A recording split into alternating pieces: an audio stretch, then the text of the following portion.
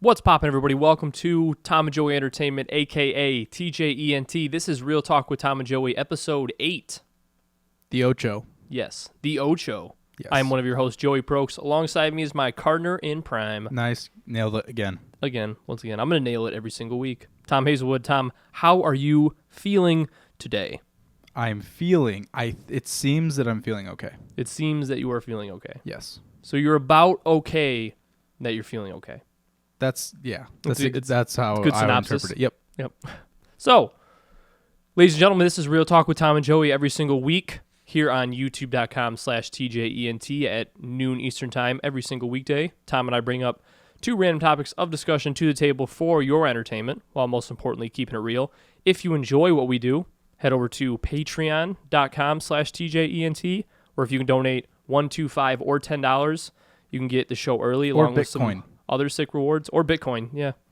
We accept Bitcoin. Okay, cool. Or any other cryptocurrency, as they're called. Oh, is that? Oh, okay, that makes sense. Yeah. I always see that term. I never knew that was like the umbrella term. Yeah. Interesting. Yeah, for Bitcoin. There you go. But if they don't want to listen to us, or not listen to us, they don't want to watch us on youtube.com/TJENT. You can't listen to us. Where shall they go, Tom? Well, Tis go where? If I want, I would hope. I would like to hear us on iTunes, but we're not on iTunes. We're not? No. Are we? We are. Oh, Yeah. shit. Yeah. That's cool. And SoundCloud. Whoa. SoundCloud.com/TJENT or on iTunes. That makes sense, because that's like our logo and stuff. Yeah, it's like our special in junk. Was that on purpose? It was. Whoa. It was pretty cool. Cool. Pretty good by me, right? Yeah, nice. Yeah. Nice. Yeah. Head over to iTunes. You want to give us a subscribe and a review. That would be really sweet. Oh, Tom and Joey. Yeah. Because your name's Joey. Oh, okay. Yeah. Now it's all clicking. It's all coming full circle. Gotcha. Okay. Full circle. I'm there. Give us a subscribe or review. It would really help us out. Get us into more eyes and ears, which is always good. We always appreciate that. Any orifice you can. Yep. Stuff us in there. Yeah. We accept any orifice for sure. Yes. So without further ado, let's swan dive into episode 8. Tee us off. Yes. First topic of the week. Everybody's heading back to school. I started classes last week on Monday. So I have 3 classes this semester. Not too bad. Yeah. And they're all online, so it's in pretty 6th manageable. grade. Burned you. Joey, I Totally. burned you. You torched my ass. Yep. Torched me. So my topic was tips for college freshmen or people going back to college. Maybe not freshmen, but maybe it's like your first year going to like a big university Okay, or fair. something. Because did you go to a big university, Tom? Did you graduate from a pretty cool university? Yes. I mean, you don't even like it that much, though, do you? Right? Nope. Nope. It was horrible. So I hated every second of it. Probably. So for the audience, where did you graduate from, Tom? MSU. MSU, otherwise known as Sparty. otherwise known as State. otherwise known as Go Green. Michigan State University. Yes. For our European listeners, which I know there are a lot of Tons. Yes. I went to Michigan State. Yeah. So that's one of the biggest schools in the nation. Probably one of the most polarized, not polarizing in a negative way, but it's known for, you have fun at Michigan State. You have fun while you're going green. Yeah, exactly. Yeah. So, yeah, just my general topic. I think it's the 6th largest student body for undergrad. What is it, like 60? 50. Ohio State's 65. Fucking Arizona State's 90. 90, yeah. If you have a heartbeat. And I think Arizona has got to be in the 60s or 70s as well. Yeah, it has to be. But yeah, I mean, it's up there in student bodies. University of Florida, too, up there, too. Yeah. I mean, it's just, they have a huge campus compared to other people, so Yeah. they can fit that many people. Yeah. Yeah, the campus down there is absolutely gigantic. So yeah, my general topic is just tips for incoming college freshmen, and it can be serious, and it can be funny as well, because, Well, even the funny ones are serious. I say, it could get real. Whoa, okay. Well, hold up. Real. Yeah. So my first tip is going to be serious. My first tip is do your best to never spend more than you have to on textbooks, because there are numerous avenues where you can find websites, and we're not going to list out any specific websites. Oh, no, I got it. Do you want the ultimate website? Well, maybe not specifically, because we're not like getting sponsored by them. Oh, okay. Push their website. Okay. Well, there is like the ultimate pedestal of websites, which is the shiz. Yeah, I think I know which one you're talking about. Maybe. Is it Slugbooks? Yes. Yeah. Yeah. Yeah. Yeah, I mean, it's just one of the... I mean, there's many websites that do this, where you just type in the book, and it gives you all, like, the top websites, and it gives you, like, the rental price, the buying price. Specifically, never buy your fucking books. no matter what. It's tough. Yeah, I guess it depends on. But I feel Because like I definitely bought a lot of mine, and I obviously it's just tough because you play it the definitely game. depends on the class. Yeah, but I'm gonna throw in a little loophole, which I didn't know until my last year of college. You can go to your library at school and rent your textbooks and use them while you're there. As long as you stay in the library. Yeah. Okay. So I mean, if you're gonna study there anyway, Might as well. it's free. Yeah. It's not like you have to pay. Yeah. They're literally free. And we all know how outrageously pricey textbooks Yeah. can be. And if you don't know, they are okay. My first textbook ever at college was $330. That's nuts. $330. Yeah, I spent like $900. And I got it. Second I went on semester. Amazon and got it for $25. Yeah, especially when you rent. Yeah. Now I brought up this story before. I rented a few books back in the day, and that was the one I told you about where it showed up at my front doorstep with an empty box. Yeah, Then I that had to go sucks. through just so much of a headache, just a pain in my ass to get not only to be refunded, but then to actually get the book because that's what I was more focused on was actually getting the book. But yeah, I was just like, if you're never buy brand new, first of all, because it's like you can get a used book that is not that bad that's for like almost half the price. Well, and the thing is, basically what will happen is your professors will provide you a course materials, and they'll say, oh, you need this book, the 8th edition. You cannot use the 7th edition. What usually really happens is the editions, to qualify for new editions, all you legally have to do is change the wording of one paragraph and add one more topic. That was what I was told by one of my professors. So all they do is Seems change. pretty legit. Right. And Yeah. and all they do is change one little thing and everything else is the same. So his argument, he would tell people all the time, he'd say, just get older versions. It's fine. Yeah. I have to tell you to get the new one, but don't do it because the old editions you can get for like 20. The new ones are $350. Yeah, Pearson and McGraw-Hill just making all that cash. Cengage. Yeah. You run into a problem when you have to get the access codes. Yeah, the access code is where they That's bone when they you. bone you, yeah, because then you have no choice. There is no, and like there's no loophole. There's Yeah. no nothing. You have to do it. Yeah, and we were talking about the other night, access codes, and I get textbooks to an extent because textbooks are like, you almost implement them as a part of your budget when you're taking a class. Yeah. But it's like access codes, it's like, okay, so you're paying for the credit hour, you're Yeah. paying for the class itself, you're paying for the textbooks. Oh, and then you have to pay for an access code that provides you an avenue to do your assignments. Like, they You are have to just, pay to do homework. Yeah, exactly. Which, pay to do something. I mean, that is a at gigantic some pain in point the ass. I've had some professors that literally they'll get the textbook and make it a PDF and then give it to all their students for free because they just can't stand it. That's awesome. And I just think that really shouldn't be that rare. And I feel like access codes, I mean, there are definitely some teachers that use access codes and use them efficiently and like how they're Yeah. supposed to. But I feel like access codes, and depending on the class, obviously, if the majority, almost 90% of your work is through what this access code is giving the ability to access, I guess, then it's almost like a cop-out for the teacher to get rid of a lot of their work. That's what I was gonna say. Is it's almost I'm just gonna have them grade it for me. Yeah, easy Oh, assignment. you then have a grade- problems? Oh, well, go talk to them because this is not my issue. It's Yeah, exactly. like software issue. Customer support. Yeah, and then it makes it easier for them to grade and also provide course material, because if the program that you're paying to access has course material within Yeah. it, then it's just like, oh, Yeah. I don't have to do as much work. I mean, overall, just there's other ways to get textbooks. Yeah. Don't freak out the first bill you see or like the suggested price, because also what you can do if you go to a big university is just go on Facebook and find student pages like yeah. Craigslist. Oh, yeah. And people are selling their textbooks and they'll be happy to give you a discounted rate because they paid a shit ton. You're not the only one that wants to cheap textbooks. Because not only will you have to pay a ton, but if you think that you're going to get a lot back when the bookstore buys it back, you're nuts. No. My calc book, well, my survey of calc book, I shouldn't say calc because that's disingenuous. Yeah. Survey of calc, which is basically pre-calc, that book was $200 new. I was behind a girl in line who bought the book, and she went to sell it back, and I'm not kidding you. They told her that they could offer 25 cents. 25 cents, and how much was the book? $200 in 1 year. Jeez. 1 year, because they outdated it and then made a new edition and said that this is the new standard. That's nuts. $200, 25 cents. Even with because I took a Civil War class this past semester, and they had us get a few specific books that, I mean, Civil War, I took the class because it satisfied one of my electives. And I thought, okay, if I have to do an elective class, I at least want to do something that I might get into and might enjoy, might interest myself Learn in. something, yeah. Learn something new that I might interest me. But we had to buy I think 4 different books. And if you got them from the bookstore, which obviously they recommend, but it was like $80. But I was able to find like just like these random ass sellers on Amazon, and I got it for a total of 4 books for like $15. Where like if you get it for the bookstore, it was like $75. Yeah. And even if you're not talking hundreds of dollars, like with big time textbooks, Yeah. even that much, I mean, you're saving yourself. It Yeah, who stacks up. cares? Yeah, I mean, who cares? Yeah. Again, just there's other ways. Yeah. Be creative. Yeah. If you see If you're a new compu- if from you're a your computer- school's and it depends bookstore, on your major, because if you're a computer science guy, there's no like you can get your books for free. ever since I switched my Wink, major, wink. yeah. Ever since I switched my major, I have yet to buy a textbook. Yeah, but I know I've had a lot of friends in law school and med school who just told me flat out that there's no way. Yeah. I don't know how true that is, but that's just that doesn't surprise me. No, not at all. So what's your tip?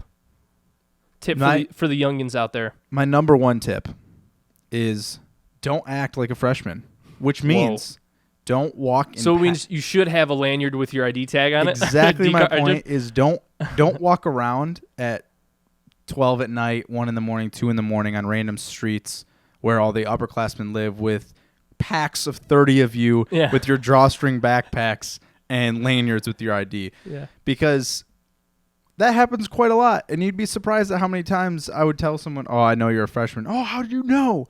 Well, the lanyard around your neck really gave it away. Pretty big giveaway. Because I don't think I've ever seen someone in the history of time actually do that. No. Even in high school when they told freshmen that they were supposed to. Yeah, remember in high school where they told us we had to wear it? And I remember one of my friends was saying, "Oh, dude, we have to do it." And I told him I'm going to tell every teacher to suck my ass if they tell me that I literally have to wear a lanyard around my Ninth grade Tom. Tom, put on your lanyard. Suck my ass, Yeah. Miss Applebaum. I mean, what is the point of that? Like, hey, everyone, just so you know, if you want to beat somebody up, it's me. Yeah, hey, Me. I'm the guy. I have on the no ID idea card. where I'm going, and my social anxiety is absolutely crippling. Come beat me up. Yeah. I mean, that's so stupid. So yeah, Is it don't. more obvious that I am who I am? Yeah, and also don't be the freshmen that go to random houses and just assume that you can just go there and drink. Yeah.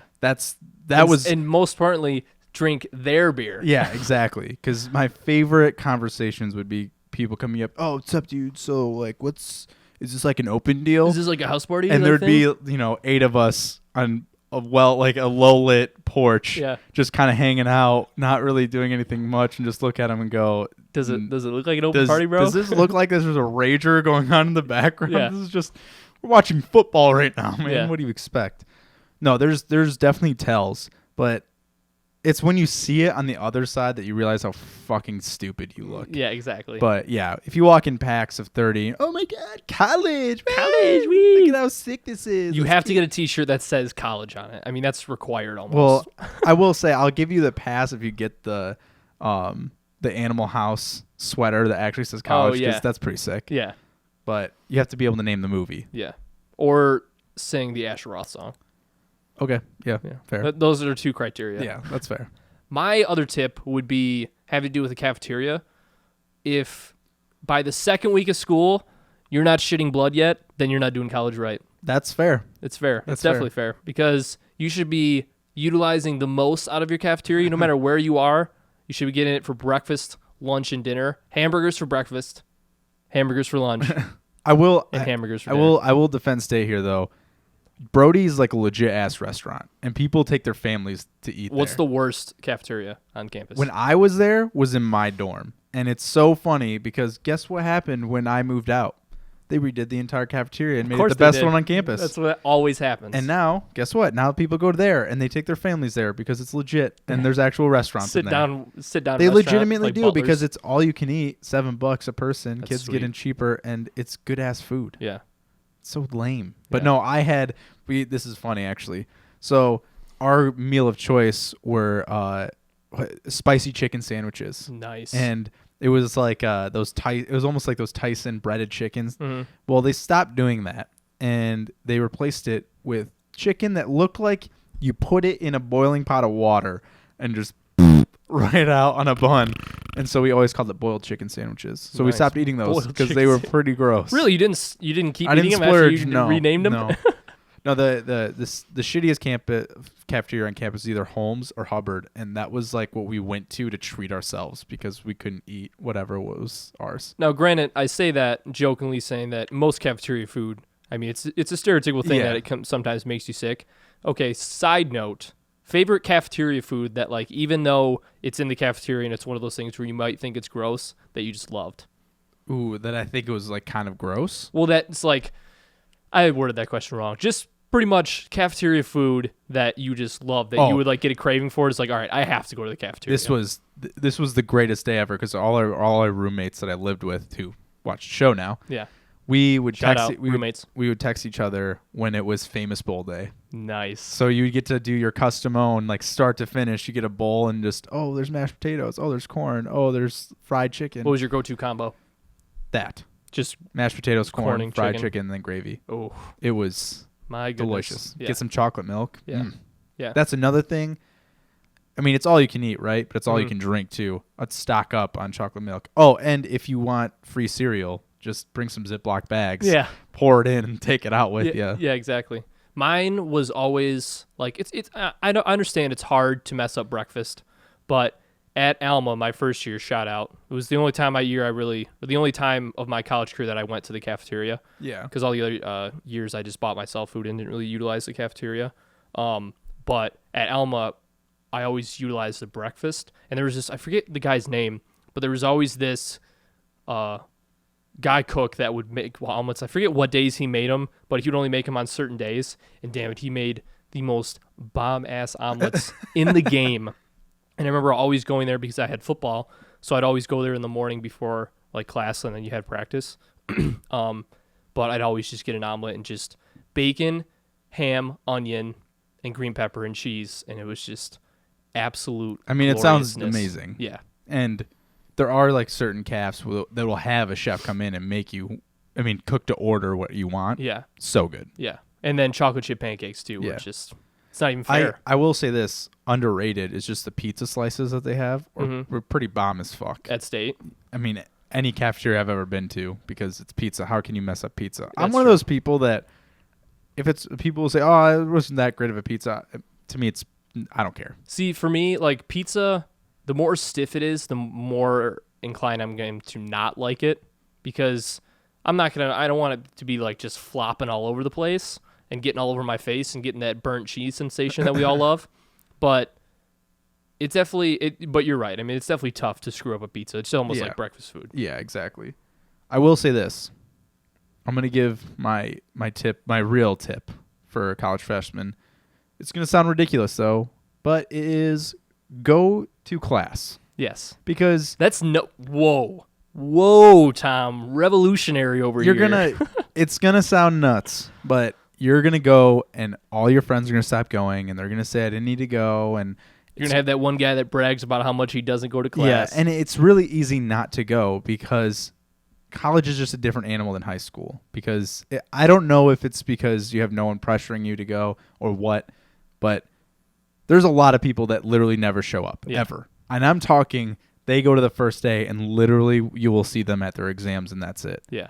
But that is stupid. Yeah. And it happens way more than you think. And I just don't understand it, especially with how much they're paying. Because, I mean, you're paying. From the professor's perspective, it's like, you're paying for your class, you're paying for your credit hours. I don't give a shit if you don't show up. You're still paying. Yeah. The thing is, people don't go just because it's it's just annoying to go. And I get that. I mean, it's kind of like going to work.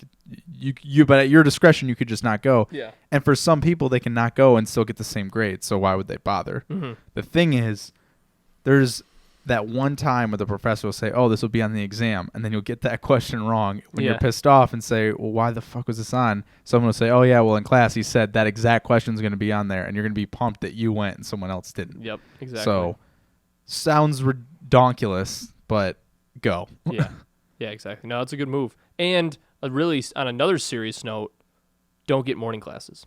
Ooh, 8 a.m.s. Another thing that sounds insane because you just graduated high school and you're thinking in your head, oh, I went to class 8 to 3 for my entire high school career and it's fine. I can do it. I mean, I'll only have classes like 2 or 3 days a week. Yeah. Shut up. No. Just shut your mouth. Yeah. That goes out. Whatever happens, I don't know what it is, but the sun shines a certain way, and in every student, it just beams. Everything you did in high school is now washed away, and you just go, oh my God, I don't think I'm physically capable of getting up for my 8 a.m. No. I don't think this can happen. Let alone, there's so many things that getting an 8 a.m. forbids you from doing, because it's like, if you want to study super late for a big time exam, like if you have an 8 a.m. and that exam is in that 8 a.m. class, you're not going to be staying up very late to study for that exam, because if you do stay up late, then you might as well not even study, because it's going to go to hell if you don't get a lot of sleep anyways. And if you live in any state whatsoever that gets snow or has a bad winter, when you wake up at 6:30 in the morning to go to your 8 a.m. class, the last thing on earth that you will want to do is get up from your warm and comfy, cuddly bed and go walk 1.5 miles to class in the 25 mile an hour. Yeah. -10. Your nostrils are freezing solid. Yeah. That's the last thing you're going to want to do is go to class. And to anyone that's thinking in their head, I had 8 a.m., so it wasn't that bad. Shut up. They were bad. Yeah, shut up. Don't tell me you're that. No hero. Oh, no. Yeah. Oh, it was fine. I got up all the time. Yeah. What are you talking? No, it was terrible. Yeah. Well, were you an evening class guy, or do you want like more of that midday action? Oh, if I wanted to be done at 1:30 every day. 1:30, yeah. Like my sweet window would be 1:30 to 3. Yeah, exactly. If I can get those classes from like 11 to 3, because cash money records. Again, from our perspective, we're in Michigan. I wouldn't say northern, but yeah, I was in central Michigan. When you have a night class in the fall, and at the beginning of the semester, it's fine because you get out and it's still light out. Yeah. But then as the semester progresses and you get to November and you're in class and it's pitch black or out. Or you're getting to class and it's pitch black out. And then it transitions into, it's already dark and I still have 30 minutes before class starts. Yeah. And you kind of want to throw up a little bit. Yeah, because if you're having an evening class, it's most of the time it's one of those long ones. Yeah. At least all the evening classes I had were like the once a week for 3-hour ones. Yeah, oh yeah. So it's like you're getting to class when it's dark and you're like, holy fuck, I got a 3-hour class ahead of me. Yeah, that's awful. Just risky business. And stack your classes so if you can avoid Friday classes at all freaking costs, do not have Friday classes. Yeah, for sure. 3-day weekend all day. Yeah, absolutely. So yeah, there you go. We figured with the starting of the new school year, with my second to last semester, thank Christ that I am finally done. I mean, quick side note before we knock off this topic. I studied for the first 2 years of my college career, studied for pre-med, wanted to do physical therapy, but then changed my degree to computer science, and it was hands down the best decision I've ever made in my entire life. Yeah, if you change your major, everyone does. Yeah, definitely do not feel bad for changing your major, because I did it 2 years in. Granted, it was not ideal, and definitely a lot of the classes have somewhat of a plan, but I mean, if you change your major, don't kill yourself over that. There's too many people that freak out and are like, I wasted all this time. Shut up. Yeah, I've gone too far. And it's definitely like a lot of my gen eds and electives were satisfied, so it definitely helped to at least go through that schooling. But I mean, the pre-med classes and computer classes don't exactly translate. There's nothing mixed in there. But when you're 33 and you look back and you're like, it took me 1 extra year, 2 extra years to finish school. No, you're not going to care. Yeah, and when it comes down to it, by the time I graduate next May in 2018, it'll be 2 years longer than I should have gone. But take it from me, hands down, like I said, the best decision I've ever made in my entire life. Yeah, it happens to the best of everybody. Mm-hmm. So no big deal. If you have any tips for any college freshmen, or if you want to talk about how you went through experience, maybe buying books, or maybe a bad cafeteria experience, or good experiences, anything college related, let us know in the comment section below. Or as always, go to patreon.com/TJENT, donate $1, $2, $5, or $10, post on the wall, and you'll get yourself on the show. Yes, sir. So, Tom, what's your first topic? My first topic is not my topic. Oh. Because it is a submission. Oh, nice. Which means that we had a Patreon supporter who donates enough to get his own topics. And how much is that? $5. $5. So, this is from Brad Venator. Is that how you pronounce it? It is. Okay. Right on the dot. Brad Venator. Okay. Vader. Darth Vader. Brad Vader. I'm going to read the whole thing. August 29th at 1:29. Time, date. Okay. Patreon.com. So his suggestion, verbatim, is what sport do you think is the most physically demanding? Which is the most mentally demanding? And which is a combination of the two? Okay, so are we going major sports with this? Or do you want to kind of branch out a little bit? See, that's what I was kind of thinking was, should we branch out a little bit? I would say let's stick to the major Power 5 sports. Any that you can see on a TV. Yeah, and then if we have some that are kind of out there, I don't know. I would say let's stick to the major ones that we think that are major league sports, like professional leagues. Mm-hmm. You know what I mean? Yeah, it makes sense. Because then we can put in Olympic sports that don't have a professional league, but they still require a lot. Yeah. And it's probably might be considered an easy one, but somebody might have an argument against it. But I think the most physically demanding would hands down be football. Because especially at the professional level, I mean, you got guys that are over 300 pounds that can run a sub like 4.8 for you. So you have these guys that are just outrageously strong, outrageously fast, and outrageously quick too. Because that's another thing. It's like you're gonna have these guys that are plus 300 pounds with these gigantic guts, but they're ridiculous athletes. Yeah, and they want to murder you. Yeah, exactly. And not to mention the whole point of this game is to hit somebody as hard as you possibly can. Yeah. So if both ends are wanting to get stronger, faster, quicker, whatever. And their goal is to hit each other as hard as they can, it's definitely going to be physically demanding. And plus, and especially nowadays, if you're a high school athlete and you want to go into college, if you're a college athlete and you want to go into the pros, you have to absolutely live at the gym, live in the weight room. Yeah. Like 24/7, every single day of the week. Yep. You don't hiccup. You have the right diet with the right amount of protein, with the right amount of carbs, everything. You got pre-workout, post-workout. The pre-workout, during the workout, post-workout, the post-pre-workout. Yeah. The post-pre-workout, all sorts of shakes and powders. So hands down, I mean, there's no other sport that demands that type of work and dedication when it comes to physically physically working out your body to the point where you're trying to make it to a breaking point in order to excel at this sport. I mean, I'll just piggyback off that because you kind of touched on every point. The physically demandingness of a sport comes down to, is there contact? Do I have to exercise my athletic ability to the fullest extent? To keep up with like the top of the game. Just in general. Yeah. Like, do I have to regularly in that sport? And do I have to train? Those are the three criteria of physically demanding a sport, because in something like baseball, you don't have to exert a lot of athletic ability for some of these, like a pitcher, for instance. You don't have to be running full sprints throughout the entire game. So in that aspect, it's not that physically demanding for that level, but it's physically demanding for like a weightlifting level. And right? like when you pitch, like you pitch once and then maybe you don't pitch again for like another week and a half, exactly. 2 weeks. So football hits on every single pillar, but at the top. Yeah. Because in football, if you aren't giving 110% on a play, you could lose your job. Yeah, or you could get hurt. Yeah. Because if you're not going 110%, someone and else everybody else is at that level. Yeah. So you see these guys, their little job is to be in the best shape of their lives, and they still are just drenched in sweat. Yeah. Absolutely gassed at the end of games. I mean, yeah, some guys don't give it all they got, but the good ones do. Yeah. And they're dunzos. But yeah, like you said, you got guys who are linebackers who weigh 265, 275, are 2% body fat, absolute machines, and they want to hit you as hard as humanly possible. Yeah.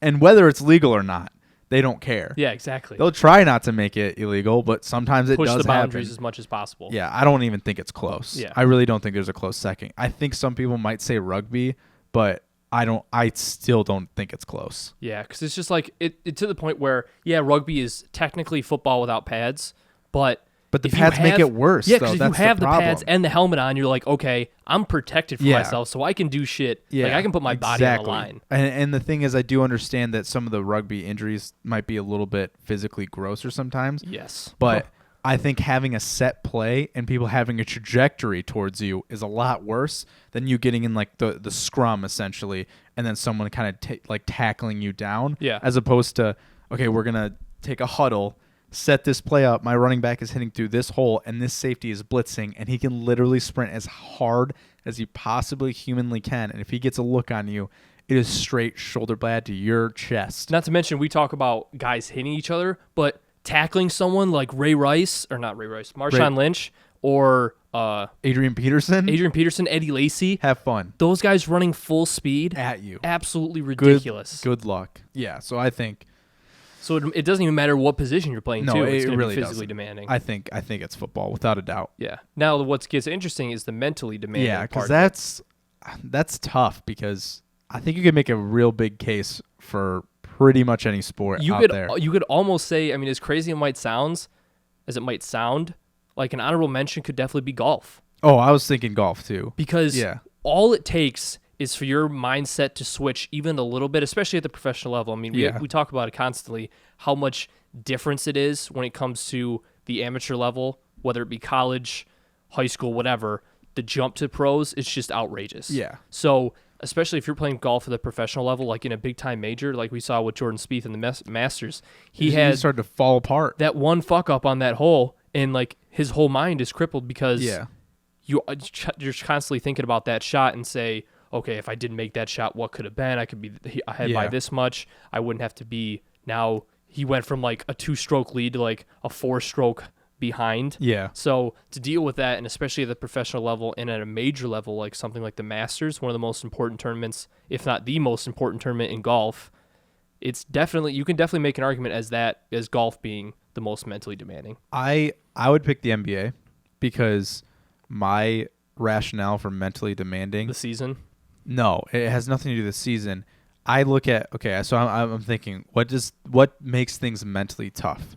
Okay, so like just same thing with golf. You lose your shot, and all of a sudden things start crumbling down. But more so than anything else is the public spectacle of everything. Yeah. Because I think any sport has that mental element where things can come crashing down on you when you screw up. And you can see NFL guys do the exact same thing. Golf maybe happens more, but I think the added pressure of tabloids, magazines, fans, social media ripping you a new one is more demanding in a sport in the NFL or the NBA than it would be for something like golf or, less active media-wise sports. Yeah, and you talk about that, and that could bring up another argument for soccer, not just soccer in general, but European soccer, because you look at some of these big-time European clubs like Arsenal, Manchester United, or like Real Madrid or Barcelona. Yeah. If you're a player on one of those teams and you're like shit in the bed, you have a bad game. No, the fans will they'll show up to your doorstep. Was Gareth Bale 2 years ago like that? They were playing fine. Yeah, throwing rocks at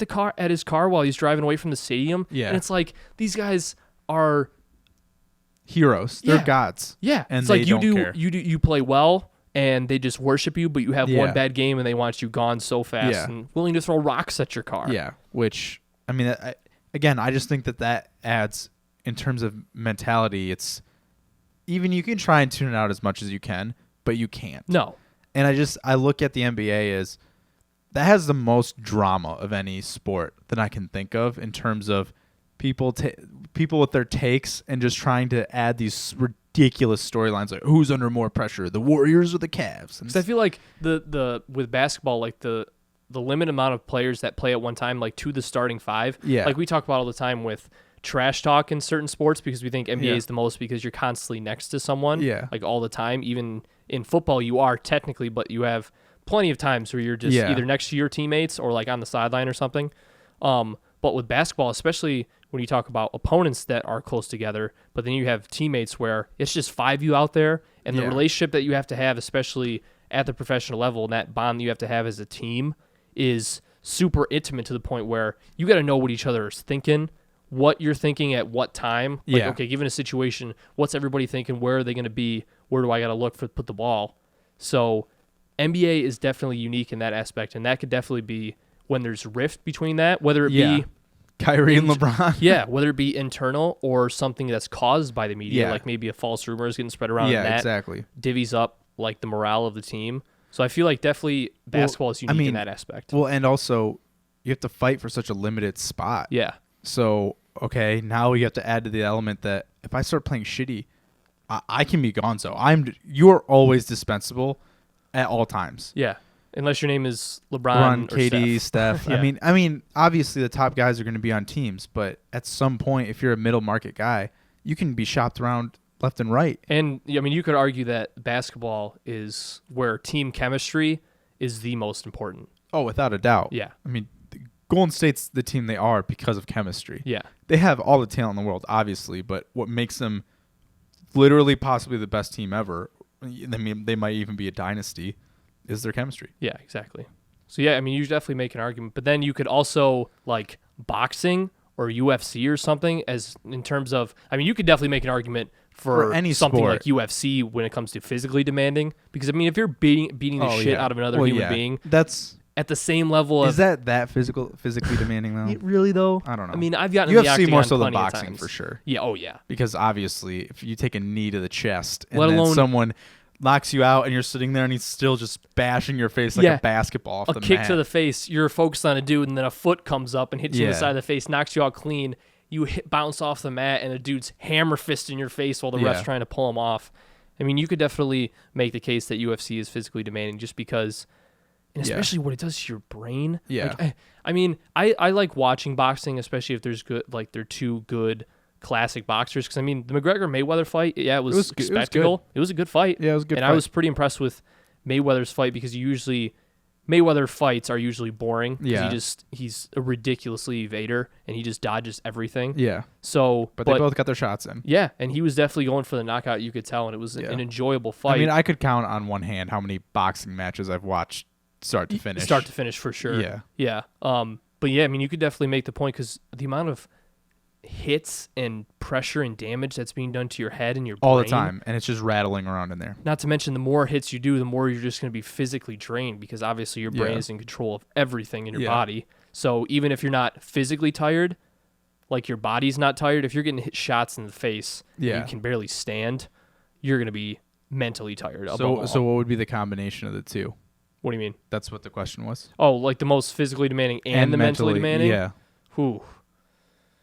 I mean, you could definitely make a case for basketball because you look at some of these schedules, like when they have back-to-backs, when they're traveling, like so let's say you're they go on a road trip Knicks. that's for a month straight, pretty much. Yeah, like say you're the New York Knicks and you have a back-to-back in LA, so it's like you got to deal with the time zone change, the flights, the jet lag, and you got to play basketball at the professional level. And depending on how many minutes you're playing, shit. I mean, I remember during basketball season back, even in high school, I was in the best shape of my life. Yeah. Just because you could run for like 45 minutes to an hour, like decently sprinting, and it's like, holy shit, I feel like a hummingbird. Yeah. I'm good. I'd probably say basketball too, because if I'm going to pick that for the most mentally, it's not like it's not physically demanding. Yeah, no, not at all. Or I mean, not at all that it's not physically demanding. It's just there's no physical contact, so that's kind of that pillar of thing I was talking about where it doesn't have that element. I mean, you still get beat up, but it's not. I mean, down in the post battling for that rebound, it's by no means soft. But it's just not. It's not the same. No, it's not even close to football. So I don't know. I would probably pick NBA too. Yeah, I'd probably go with basketball. Is there any other honorable mentions that you can think of? Mentally, physically demanding, I mean, definitely soccer. I mean, when you talk about how many miles and, well, I guess kilometers in Europe that they're running and the total amount that they're running. Like running 5Ks every single match. It's ridiculous. And not to mention, they're running 5Ks, but it's not like it's all jogging. Like that's interval training pretty much. Yeah, exactly. You're sprinting multiple times. Yeah. Is there any like Olympic sports or anything like that? I mean, you always get into triathlons and decathlons. That's a good point, yeah. And what are those, what's that, the mutter or the mean mutter or whatever? I remember. The Tough Mudder? Tough Mudder, yeah. Because I remember, I think there's one part where you have to like crawl on crawl like on the ground while laying on the ground. And there's like shock wire that's like above you or some shit. I remember because I worked with somebody who like went through one and went through like a full one. And it's like they enjoyed that type of like adrenaline rush and thrill and stuff. Yeah. But man, that it's just what they were describing to me just seemed absolutely outrageous. I'm gonna give a shout out to gymnastics. Tour de France too. Yeah, gymnastics be nuts. I mean, I've never. I mean, so my SO significant other. Yeah, boo. Which I didn't. Your boo thing. I didn't know that SO meant that until about a year ago. Oh really? So no time about FB, only SO. Yeah. That's another word. Family Guy joke. That's a deep one too. If you can figure that out, nice. We're you're on the a real same one. Page. Yeah, you're a real Family Guy fan with us. But no, I've just never been around a sport where there's literally everyone's hurt. Yeah, and it's just, I broke both my shins, but I mean, I have to go. Not to mention, you watch any of those dudes like on the beams. Every time I watch, or not the beams, what are the rings? Yeah. Anytime I watch that and they try to do those flips and then they launch down, it's like I can feel my shoulders coming out of the socket. Yeah. Not to mention, it's just like that in swimming. You have to be absolutely chiseled to the point where you have 0% body fat and just your upper body is absolutely huge. Just yoked, yeah. And I mean, it's the vault. Think about the idea of a vault. Okay, so I need to not only jump, but I need to jump as high and as far as humanly possible, and I need to stick exactly what I'm doing, full legs straight. Yeah, exactly. So perfectly. If I'm, an orthopedic surgeon, I'm thinking that's literally the dumbest thing I've ever heard in my entire life. You need to implode your knees. Yeah. I'm jerking my back. Like that's, it's literally the worst. They tell you to brace your impact, brace your falls. Yeah. And they're saying, no, you need to stick. and you need to make sure that your feet never move and you go straight back up. Well, because you see those injuries where it's like they jump super high and then land and then just something. All it takes is just one thing to give out. Yeah. It's absolutely Gross. nuts. And it's just everyone's hurt all the time. They're all banged up. Not to mention, you look at any gymnast and they're just, because you have like overall athletes that, I mean, you have those people where no matter what they do, they can be good at it. And like I feel like gymnasts, just the natural athleticism of your the way that your body works and functions is just outrageous. And it's funny because I mean obviously me and Holly have talked about it, but that's not something you can just pick up. No, definitely not. Because I mean, I'm not saying that basketball is an easy sport by any means, but there are people in the NBA who have never played basketball before. Yeah, and they're just huge, so they can go do that. And the same thing with the NFL because it's like people recruit basketball players. Ezekiel Ansah, starting defensive end for the Detroit Lions, he played 8 games of his college career. Or football in general. And Kyrie Irving, I mean, obviously he played basketball. Yeah, but he only played for 4 games, and he was still drafted first overall. Overall, it's just. That is possible. There's a soccer player that played rugby, a rugby player that played soccer. I mean, you see that kind of crossover, but that's because athleticism can do that sort of thing in those sports. In gymnastics, it's just way more technical. Yeah. And I mean, I'm sure that's the same thing. I mean, it'd be the same thing as snowboarding, skiing, that sort of thing. You can't just hop on a snowboard and be like, oh, I know exactly what I'm doing. Like if you want to compete at the X Games or the Olympics, you have to, it's a technical skill you have to develop. Yeah. And whereas basketball is just a lot more, I don't know, it's just different. Yeah. And golf would be one of those sports. Yeah, that's a good one, yeah. It's like one of those technique sports where if you miss one part of your swing, like the ball's going fuck all nowhere. Yeah, right, yeah. So, I mean, another thing about gymnastics, too, is that, what was I going to say? Gymnastics, athletes, Nastia Lukin, backflips, swimming. Oh, my God, I just had it. Oh, something about, was it about gymnastics? Is yes. Yes. Something, gosh damn it. Oh, the more I talk, the farther away it gets. Oh, whatever. Maybe I'll think of it later. Oh, well. But yeah, gymnastics, crazy sport for sure. Yeah. I mean, the mentally tough thing I think creates the most debate, but I definitely think that football is the most physically demanding. I would say basketball is probably the most mentally demanding. What's up? Go. So, gymnastics takes like the biggest thing about like that all gymnastics share are just their outrageous flexibility. And flexibility in general has so much to do with every athletic trait in every sport. Oh yeah, you don't think you underappreciate what flexibility will do for your speed. Any sport being flexible and being more flexible than the average person will outrageously improve just your overall skill at whatever sport you're trying to do. Without a doubt. So yeah, that's what I was thinking of. Flexibility. That's a good call. Yeah. But yeah, if I were to pick physically and mentally demanding in a package deal, I would pick gymnastics. But I mean, obviously, but our criteria is just if you're an Olympian, the pressure of having to train and become an Olympian and get on that Olympic level, you could definitely because we put our criteria as like ones that had professional leagues. Yeah, because that's the only thing is I would pick gymnastics, but. It's just there's no league. It's Olympics, and once you're done with D1, it's over. Yeah. Which I didn't know until last year. But yeah, that's a good point. So yeah, your answer would be gymnastics for both. Yeah, combo. For both. Yeah, that's probably a good point. I would probably do. I don't know. I think UFC is definitely. I wasn't thinking of it at first, but it definitely kind of. Look at what it did to Ronda's confidence. Yeah. She got knocked out, and she was never the same. No. And she got knocked out again, and she's done for good. And with your brain, she was 2 years ago. She was literally, you want to talk about a god in a sport? Yeah, it didn't get much bigger than her. Yeah, Conor McGregor. Yeah, exactly. And it's just anything to do with messing with your brain, man, and getting you're literally getting the shit kicked out of you. Yeah, like that's the whole purpose of the sport. TV. Yeah, yeah. So yeah, I honestly probably both UFC. Cool. UFC and boxing, like just the fighting, like me against you one-on-one type. Yeah, that's fair. Event. So like MMA.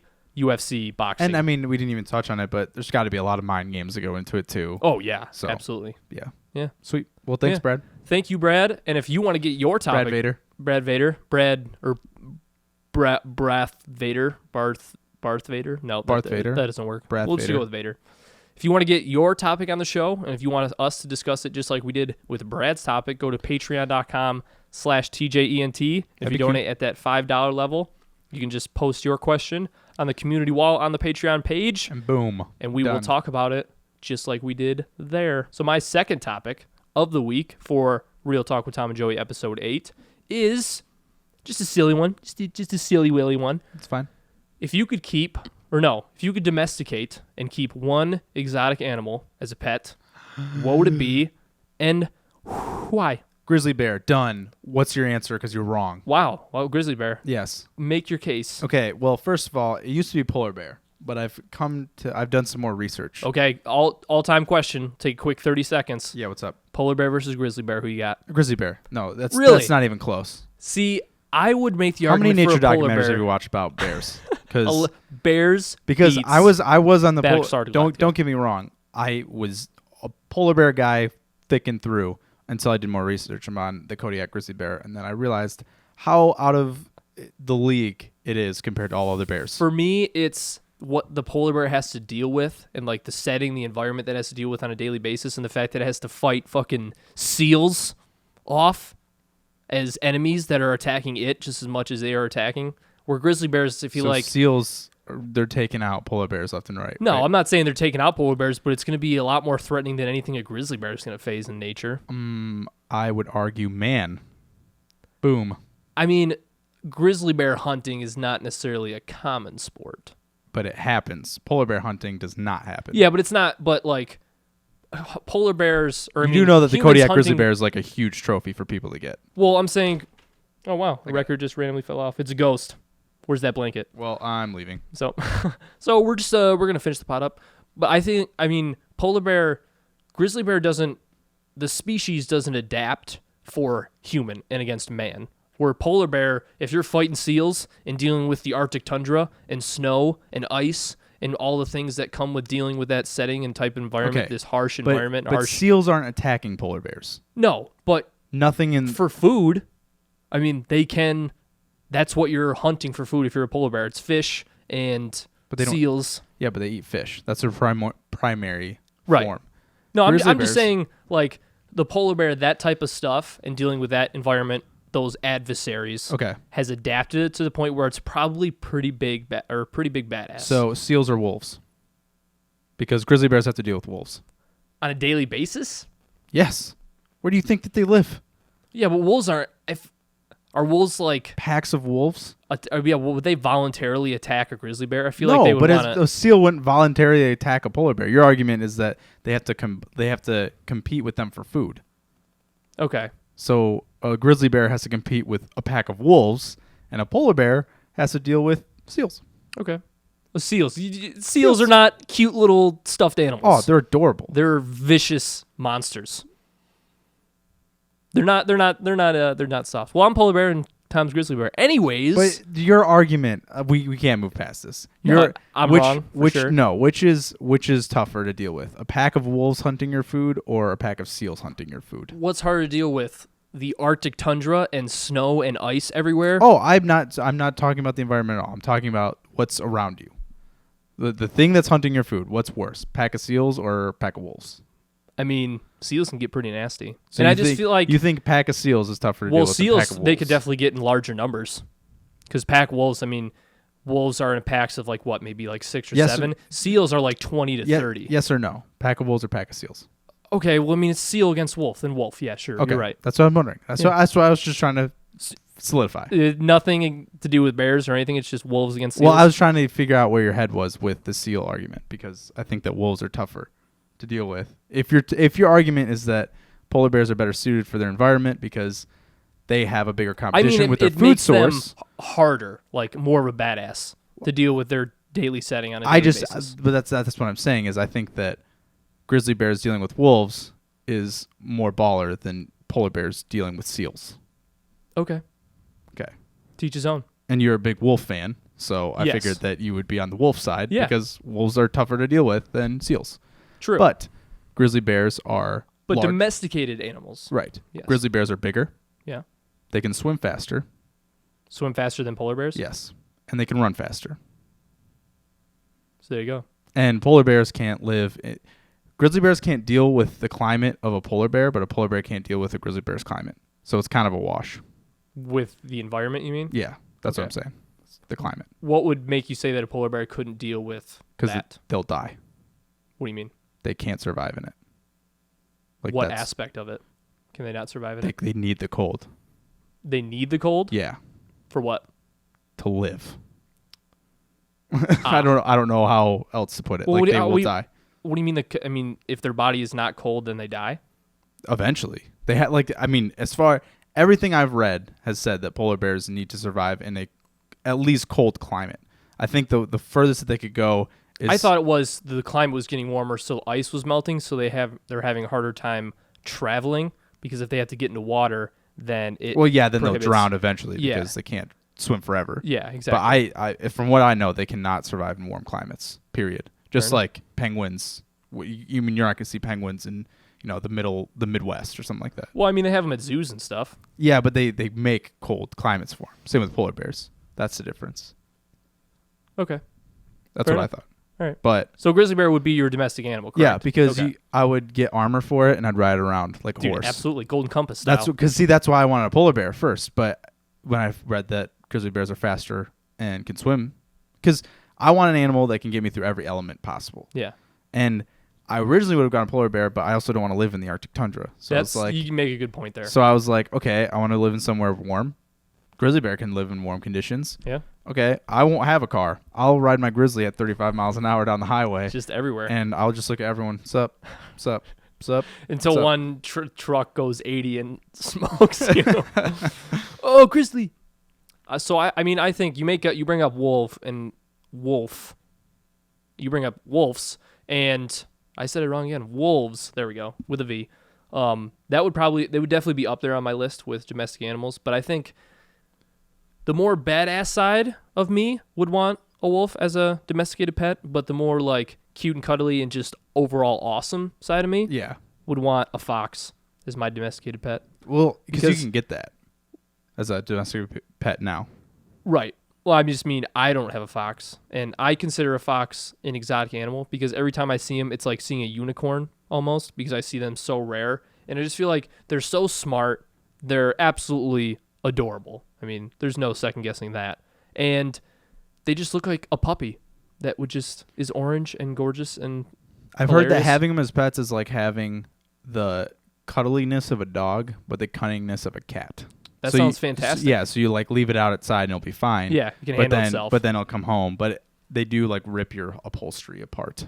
That doesn't surprise me. Yeah. Okay. Well, in this hypothetical situation, I'm saying it would be an ideal pet. So you're not dealing with personality traits of an animal. So it's like if I said I wanted a hippo as a pet, but then we found out that hippos have short tempers, then my hippo would not have a short temper. Right. He would be a tempered hippo. That's interesting. Yes. Can a hippo hunt for you? Hunt? Would you want something like that? I thought you said, can a hippo hump for you? No, hunt. Hunt. Would you like something to hunt your own food? Yes. So, foxes, if I want to eat rats all the time, rats and mice, then that might be of service. But maybe, well, there you go. So maybe like a lion. So it's like, yeah, go hunt me something really good. Lion was like, lion or tiger? Female or male lion? Because females are the hunters. But the males are like more badass looking. I mean, I wouldn't really care. If you're riding like Aslan. Yeah, no, there's no way. I would want a mane. Believe in Santa. If I'm getting a lion, I'm getting a giant ass mane. Yeah. I mean an that's albino lion, a white lion, or a black lion. A black lion, black like panther. Lion. Ooh. Version though. Black Panther, not the group. Yeah. But the animal.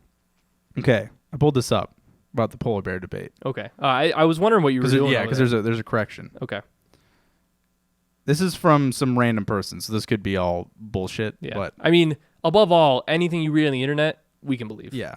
Because I found it, this is kind of corroborated with two different places. There's one, this Wisconsin Zoo posted this article about polar bears and said, someone asked, how can they survive in the summer in this zoo in Wisconsin when it's in the mid-80s and it's not cold outside? And they said, all their environment and food source comes from icy cold water, so that's what they're used to, so they can do okay in the summer and they can get by. They won't.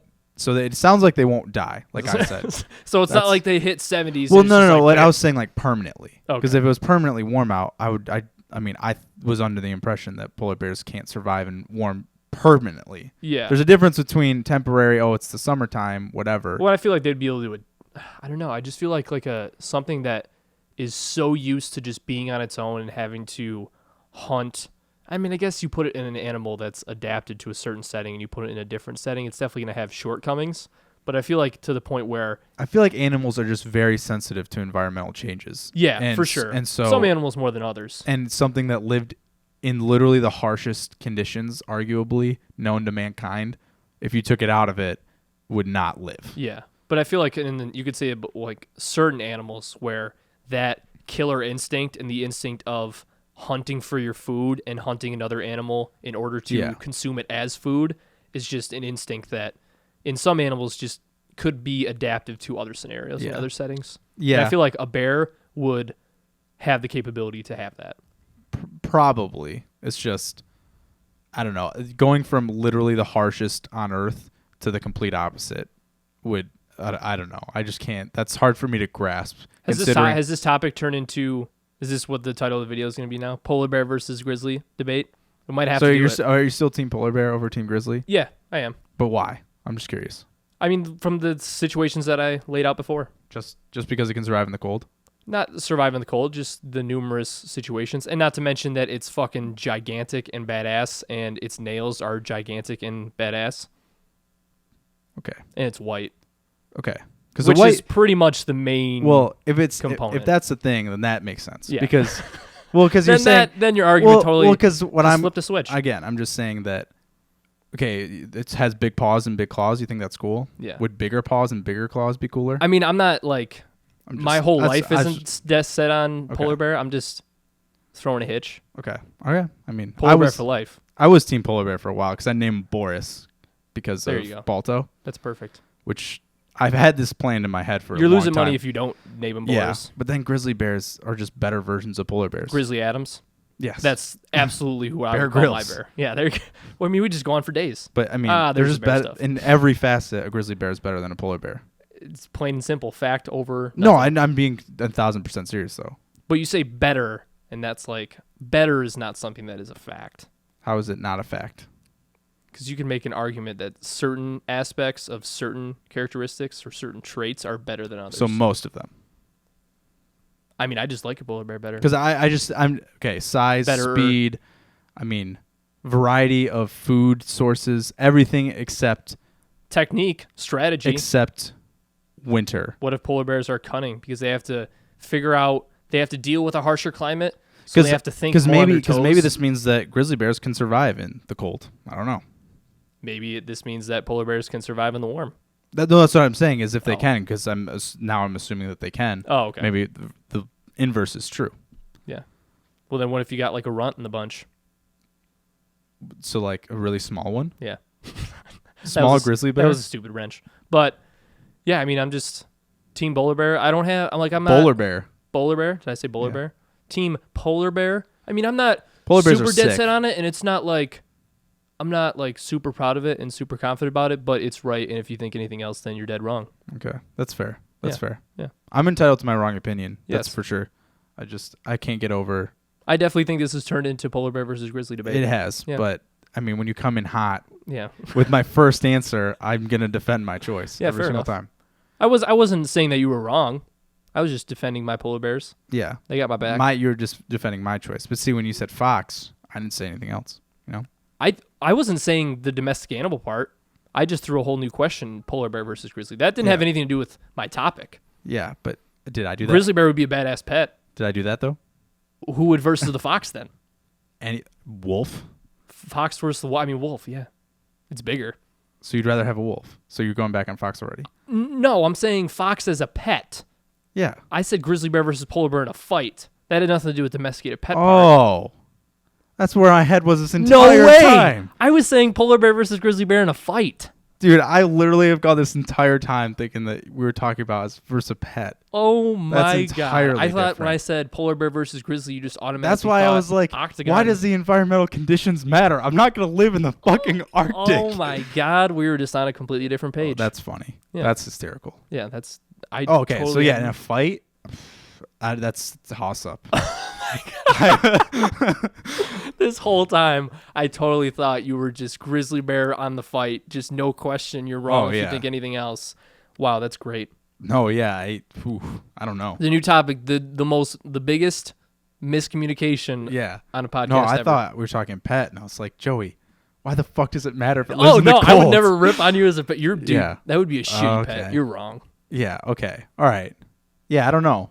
Maybe polar bear. I feel like polar bears are probably more vicious. That's than what grizzly I was bears. saying, because the climate and the conditions they have to deal with and the shit they have Yeah, to do, they're like it just comes gritty, down they're to gritty as hell. it just comes down to you look at, okay, what does a grizzly bear have to do? Like if it's in, you put them in a shitty situation, what do they have to deal with on a daily basis in order to survive if they're like a lone, Yeah. I would say a lone wolf, but that would A be lone bear. Yeah, a lone bear. That for a grizzly versus that for a polar bear, I feel like would be way more intense for the polar bear. Yeah. I'd probably go polar bear. In a Maybe fight. just because I'm a huge pansy when it comes to the cold. So anything to do with dealing with the I cold, I'm thought just like, no I way. think polar bears are the most aggressive bears on Earth. I would imagine. I think so. Because like I said, seals are no like stuffed animal soft. Yeah. like they are To vicious people as they hell. are though. Oh yeah. Yeah, which is nice. Yeah. Thank God. Yeah, That would thank suck. God they don't eat our ass. Well, I think they'll take a chomp at you if you're not careful. Oh, I'm sure. But I mean, yeah. Well, didn't they say like hippo is one of the most vicious Well, animals? they're the most deadly because they're nearsighted or they're farsighted. One of the two. One of those. Whatever it is, they don't really see very well. Yeah. So just And chomp so at everything. they just stampede you. Oh, gotcha. Which I mean, again, it's huge. One could probably say that the hippos are very hungry. Get that? But tiger would also be cool. Very cool. And like cheetah, but only if it was strong enough to carry me. Yeah, because right. if it Because can't carry me, then what's the point? I'm just going to watch you run around Go run around for cool. 75 miles an hour. Although it would be cool. Another underrated choice would be like a falcon or an eagle. Ooh, that could carry like letters to people. Yeah. So you could just Game Fuck of text Thrones. messaging, dude. Well, yeah, you could just Game of Thrones style, just be like, "Oh man, I gotta send something," and just screw. Shout out to Ian. He'll know that. He'll know what Yeah. that means. I would say panda because dude, I was panda- kind of on the panda boat. pandas and foxes are my favorite animals, like in general. But I feel like a panda, if you're looking for more just like a dude that'll chill, like just eat a bunch of food and play video games with you and sit on the couch, and like panda is the way to go. Yeah. 'Cause I feel like their personality is just like, no, And they'd be I'm just cuddly gonna as eat hell. and chill. I would get a girl panda and just like motherly instinct panda would just like tuck you in at night. Yeah, just like safeguard you. I think a gorilla would be cool too. Yeah, like a silverback gorilla, Yeah. just like you get Again, into the house and he's got like his fists on the ground, and you're just like, Exactly. you gonna mess with me today? What's up, bro? Yeah, I'm trying to think of anything else. King that Kong would be Jr. really cool. over here. A shark would be cool, I think. That would be tough to keep as not tough in the sense of the benefits that it Well, would I bring. just because of think the it'd be super restricted water. swag if Oh, you yeah. went to the ocean and there was like everyone was swimming and you shark just rode a beaches shark. itself. You just hop on. You're riding a shark on the waves. Later, bros. Yeah, And we'll this- see you guys later. And you're just chilling jet ski style on Yeah. your shark. That Yeah. would be pretty cool. If I was gonna keep a shark, it had to be like the megalodon, Ooh, the one that's like 30 feet long. yeah. Yeah. So you're just riding like a mini dragon at Yeah, that point. yeah, at that point. Dragons would be cool Yeah, as a pet too. Dragon from Game of Thrones, that'd be cool. The Night King dragon though. I mean, I think we've covered the most of the cool ones. Yeah.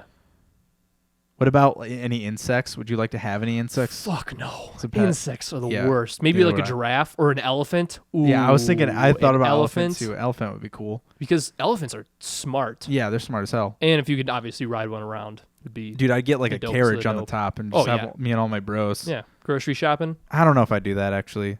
Like, I want to ride on my animals, but at the same time, I have too much of a soft spot where Yeah. I'd be like, "Are you cool with this?" I would be able to be on the same level. So it's like this is a mutual benefit. Like you got my back. Yeah, I got. I treat you like a king. Yeah, whatever you want, it's happening. I'm virtually a feather on your back. Yeah, exactly. With your strength. I'm trying See, to think anything else. Giraffe, maybe if you want to like clean your roof or Yeah. reach something that's out of place. That's true. Those would probably be the only benefits. Cobra. I wouldn't mind having a cobra if it was my I Domesticated. completely domesticated because when I was Yeah. a kid, cobras were one of my favorite animals. My dad had a spider monkey. That's cool. Yeah. Well, it might not have been a spider monkey, but he definitely had a monkey. That's cool. Yeah. I mean, a monkey in general would be pretty cool. Just because of how ridiculously smart they could. yeah, like, they had yeah. the If it was potential to be. domesticated, then it would be sick. Yeah. I think we got it pretty Yeah. much. Yeah. Pretty much all squared away. Choose one. 5 seconds. Mine would be fox. Bear, Bear. There you go. grizzly, Grizzly. There you go. specifically. Polar bears are better. That's hilarious. Yeah, there you go. If you want to let us know what animal you would like to domesticate and keep as a pet, let us know in the comment section below. Or most importantly, let us know who would you take in a fight, a polar bear or a grizzly bear. Let us know in the comment section below. Or as always, go to patreon.com/TJENT and donate $1, $2, $5, or $10. Post on that wall, and you'll get yourself on the show. It's fair trade. Fair I trade. think it's fair. Yeah. Polar bears are awesome. Your second topic is about to get real, isn't it? It can be if you could want be. it to. Yeah, I think it I goes am. either way. Because I feel kind of passionate about a certain thing while I So, kind of go into a little spiel. I gave Joey the question. Yeah. But it's just simply, what stuff do you wish other people cared about? And I'll give you my preface for why I did this topic. I'm going to take a sip of water. Because I think I know where your head's at. I deserve it. Immediately. Especially if it's going to be a real topic. Yeah. I'm 99.99% You confident probably know what what it's going to be. But mine was, I wish more people cared about European soccer here. Because I'm with you. there's definitely bases, but it's not that big. Or And- soccer in general, because you could say if the Yeah, tension of yeah. soccer got up, then the MLS would become better. Yeah, and that's fair too. And it was this weekend. I was wearing my PSG jersey, and some dude had to talk smack to me in the bathroom of I a remember bar. that, yeah. And I will PSG sucks. and I will say this: that happens to me all the time. Oh, yeah. And if you're going to do that, if you want to talk shit to me about any sport where I'm wearing the jersey of the team, that's fine. But if you're gonna come at me for a soccer player, just make sure you can bring it. And we were in the bathroom together. And I was in the stall. You're in the urinal. Yeah. If you're just being clear. And I overheard this question. Yeah. And as soon as the guy said what he did, I was Yeah, like, oh, because you're talking to the wrong guy. I'm not a PSG fan. I'm just a Neymar fan. Neymar Yeah. and James are my favorite players. So Yeah. wherever they go, I buy their jersey at whatever club, and I don't give a shit about the club because I got a James Bayern jersey. I don't care about Bayern. Bayern can do whatever. I really don't care about Bayern. Yeah, Bayern can do whatever. I just like James. Fair enough. So I get his jersey.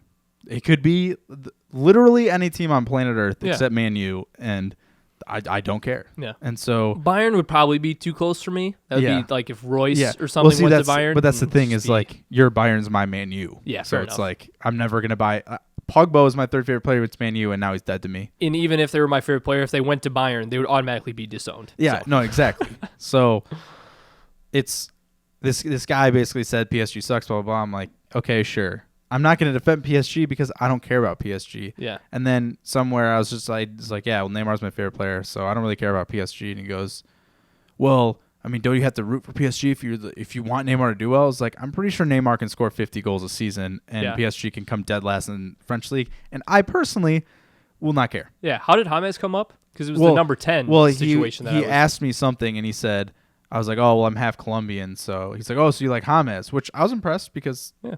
I mean, most people probably don't know that James is Colombian. Yeah. I was like, yeah, James is right up there with Neymar. It's him it's a toss-up, which is my favorite player. Mhm. And he goes, and he said something, and I said, James is the best 10 in the league, in the world. And I set him up for that because I'm like, if he answers this correctly, Yeah. You got to then- know your stuff. then I know that he knows what the fuck he's talking about. And he Yeah. goes, well, no, Messi's the best 10. And I That's- was it's like, then... and I was in the stall, and, And that is what I heard. all I said was, yeah, Messi's number 10, but he's not the best 10 in the league. Yeah. If you can provide me with anyone better than that, which there are arguments. I'm just saying my hot take. Yeah. So I was like, all right, well, provide me with another example. De Bruyne, and, maybe, And he would've said been a his suitable response, his response was, oh, dude, if I wasn't messed up right now, I could think of millions.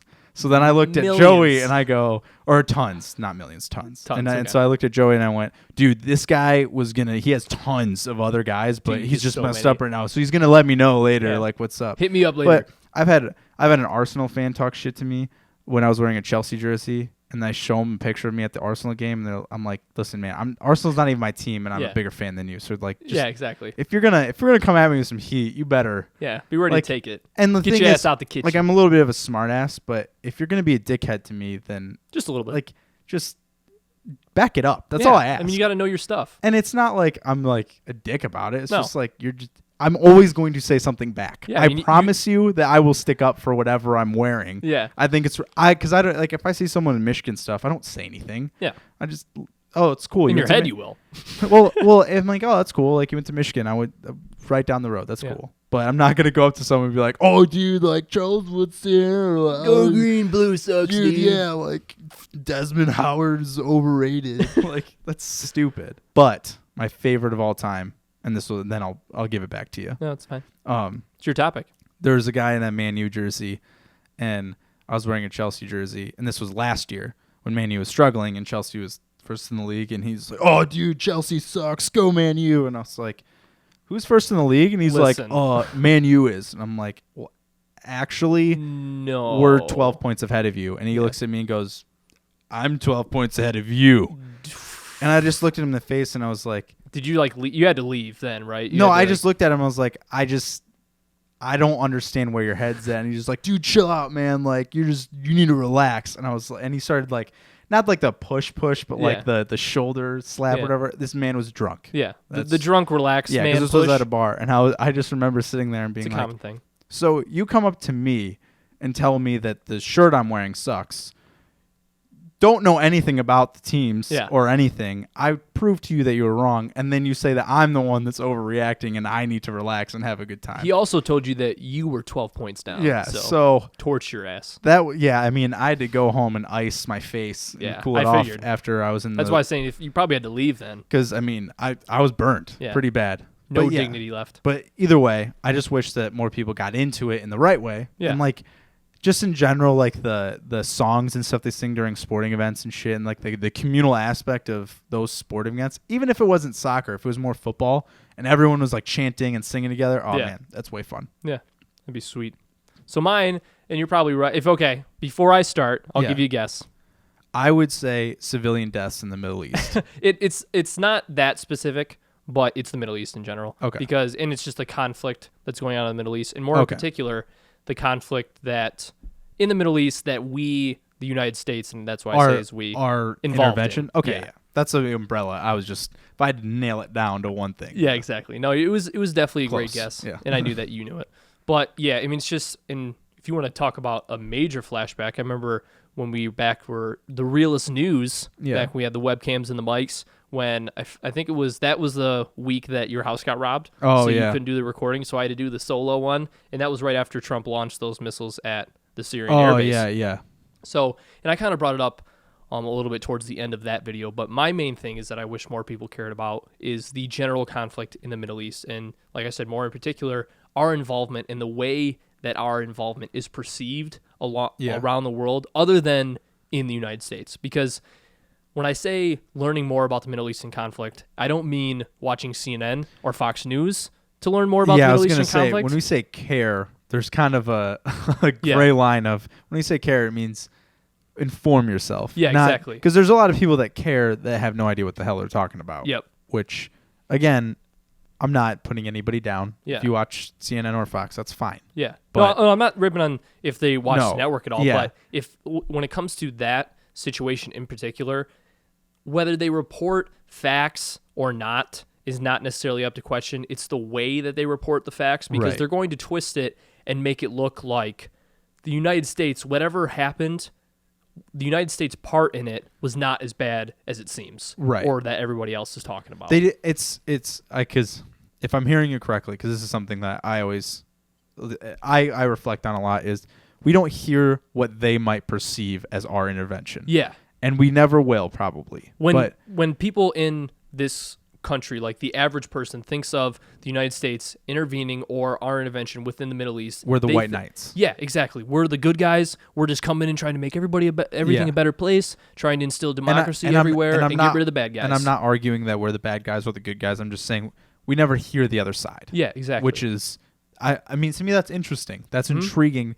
I would like to hear someone who lived in Baghdad their entire life and what it was like for them when they heard that we were, going to drop boots. Yeah. So that sort of thing I find interesting. And it's kind of the idea of, multiple perspectives, but it's just when you say like, oh, I want more people to care, it's just, I don't want to, I'm just the type of person that I just don't want to turn on something and just absolutely just indulge everything in and believe everything it says for face value. I just want to do an extra step just to see, what else might be out there. Yeah, exactly. And the reason why I say why like that my goal is to be, or that people should learn more about it, is because you have to look at it from a perspective of how do we improve the conflict that our intervention is not only causing but accelerating. Because when you talk about getting rid of the conflict in the Middle East or getting rid of the mentality that creates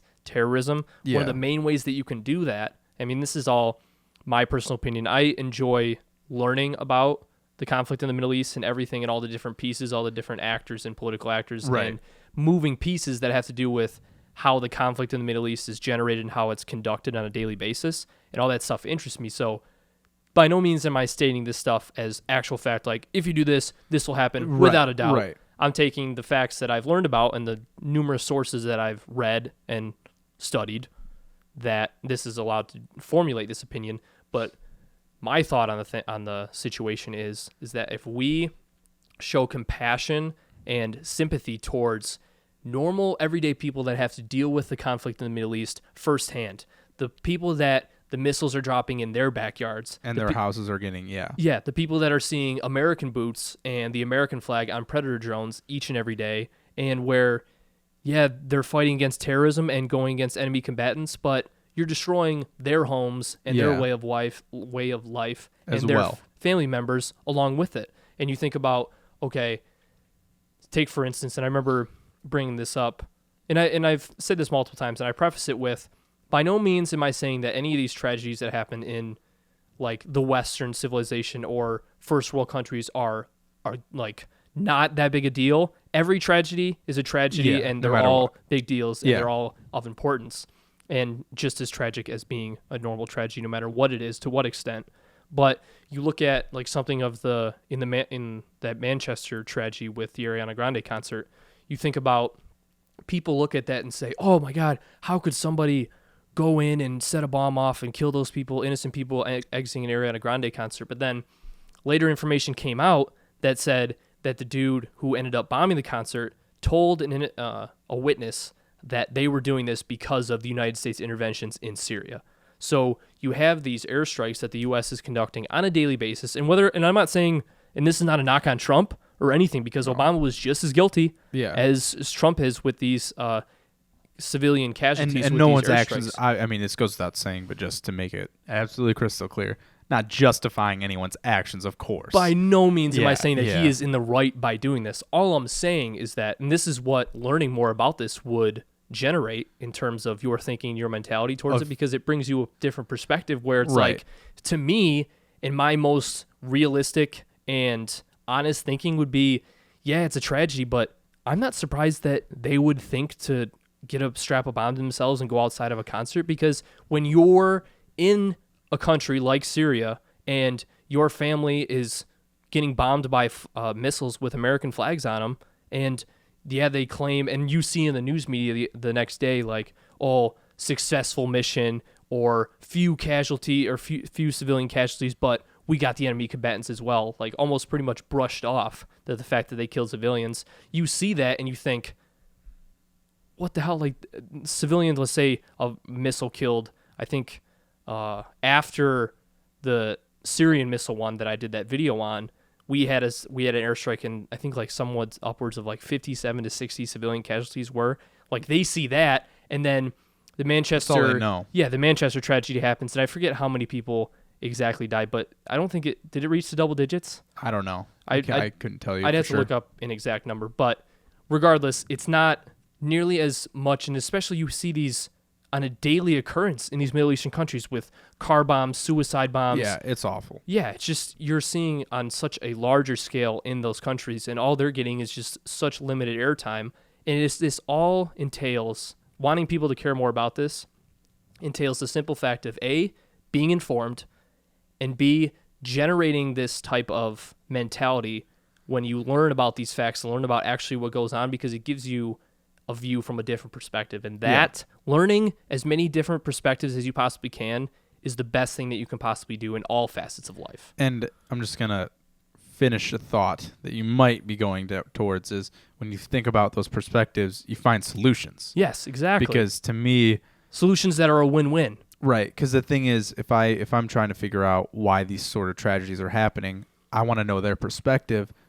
so I can figure out how to beat that. Mm-hmm. So if I'm thinking, okay, someone's doing this car bombing, whatever they're saying they're doing it for, I want to find the real reason, what drives that, and then I'm going to fix that to find a solution. Yeah. And that's easier said than done, obviously. Oh, yeah. Without a doubt. Like you said, this isn't, nothing's, I mean, we're two guys in I'm by no means saying that, house. Yeah, I mean, I'm not saying I'm the key Yeah. to solving peace in the Middle East, Yeah. but it's just offering this compassion, this sympathy brings you another perspective, and it brings a light of things that the people that are going through this conflict on a daily basis never see, because even though you have these tragedies happening in their backyard, they never see it global, like on a global scale of Yeah. news organizations like Candlelight Vigils with the Manchester attack, like all these professional sports teams coming out and having massive donations. Yeah. People in Syria happen that on a daily basis, and they never see any of that shit. Right. All they get is a tweet by the Associated Press and Reuters, because those are the only news organizations that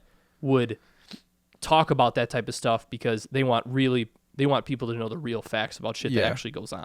Yeah. I mean, overall, it's just, you wish people cared more, because, I mean, we'd get closer to possibly a solution. Yeah, and that's why and we've talked about this before, if I were ever to become president, the first thing that I would want to do is say, I would walk into the Oval Office and say, get me a sit-down meeting, just me and the leader of ISIS.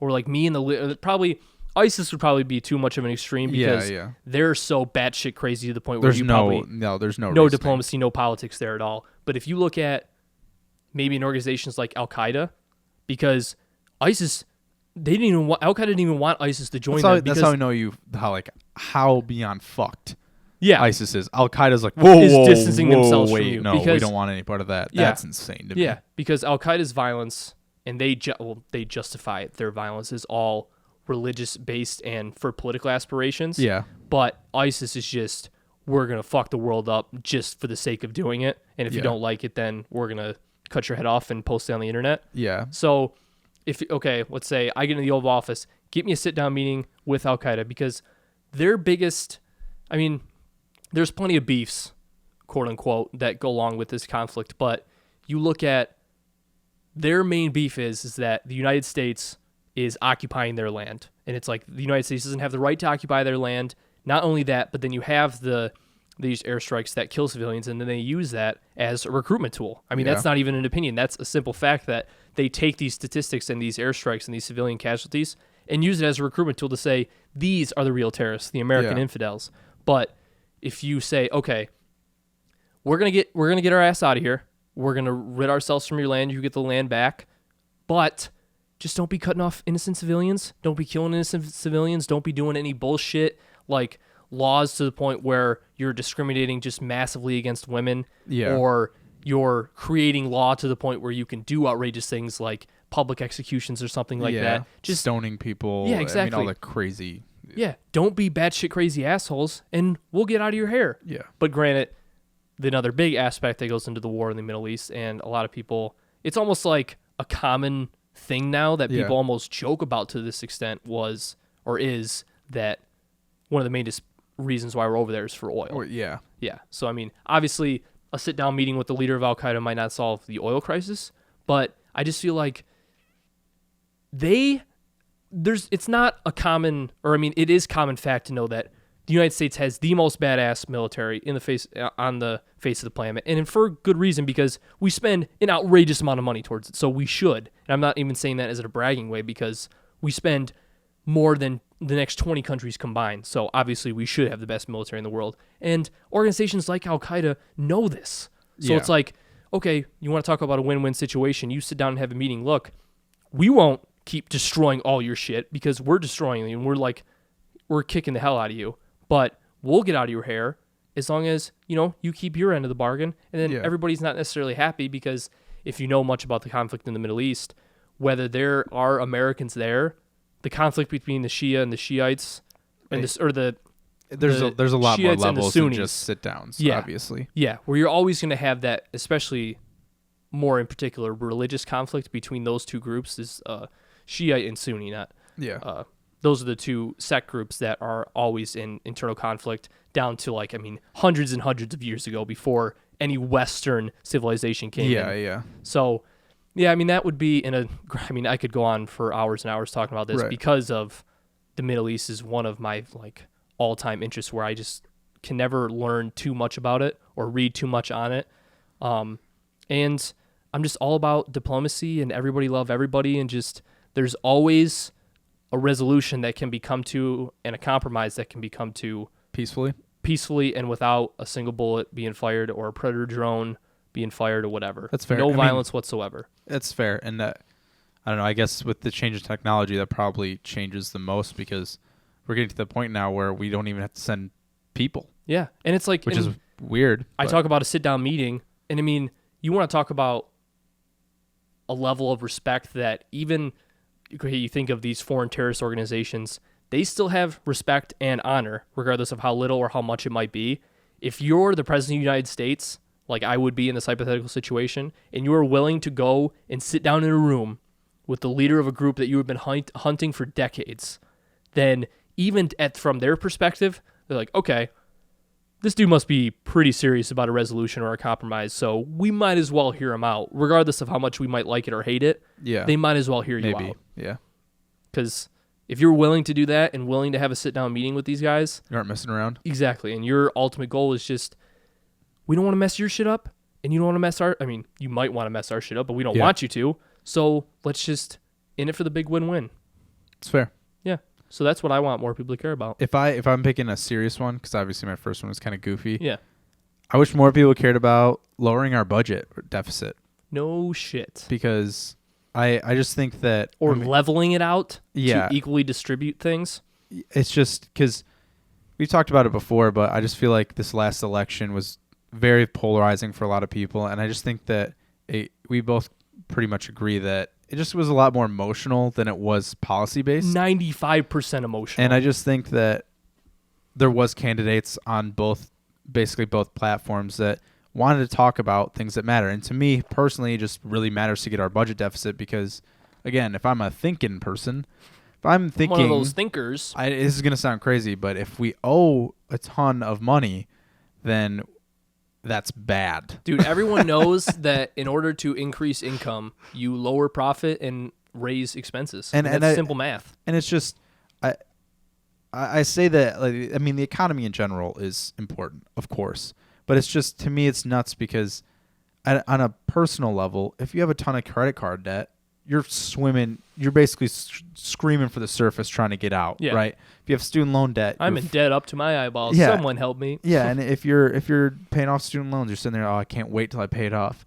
Where did that all of a sudden stop with the government where it's like, well, whatever, man. Yeah. We're in debt $16 trillion, but who gives a shit? We're just going to keep trying to raise the debt ceiling. Yeah, I've never really understood that. And I know there's a million different things that go into it. It's very complex. Not saying that it's that easy, but I would have liked more people to bring up the idea of we need to cut down the deficit. And it doesn't, again, these issues don't have to be that contentious. It doesn't have to be someone going for the throat every single time. Like, oh, Democrat, you want to do this and blah, blah, blah, blah, blah. It's just, why don't we just figure out how to not have a $16 trillion deficit? Yeah. That sounds pretty neat to me. I would like to hear out your plan. Yeah. So, I mean, I'm a big person that, government spending, I would like cut in a lot of areas. I would like lower taxes. I would like, less regulation in general. Mm-hmm. That I'm more on that page. So I would think that balancing a budget for a lot of people would be, priority numero uno, but it never is. Yeah. It really never is. And I think it's just a shame. I'm not saying that these issues aren't important, but social issues to me, I think it's a shame that people would write somebody off as a candidate just for a social issue.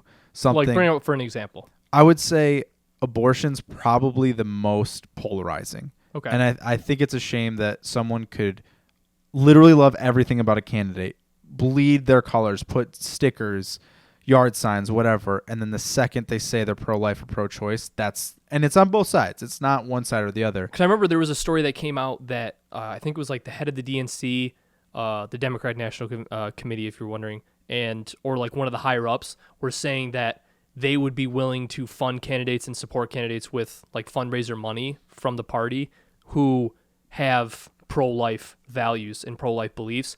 And everyone just freaked the fuck out. Like, how could you betray like everything the party has to do with like all the values, all the beliefs and stuff? And it's just like, look, if he is, or he or she, doesn't matter what the candidate is, if they're pro-life, but they also care about care about the environment and want to have more diplomacy implemented. If you believed in them with foreign everything policy before that, and like I just think that something like that with just that one issue, and again, I mean, we're not saying it doesn't matter. Yeah, it's just yeah, it doesn't. yeah. It shouldn't be the point where it just flips the script for right, you. because I'm talking. I mean, this might be, I don't know, a little bit disingenuous, just because I'm in my head, my theoretical is someone who is all for one candidate. So maybe if you're splitting hairs and that issue is really important to you, then it pushes you one way or the other. Yeah, that's true. So I could see that. But also, I mean, it goes all the way up and down the ladder where you have people on social media that will say, I mean, if you didn't even touch on, women's rights in this one political campaign speech, I'm not voting for you. And it's like,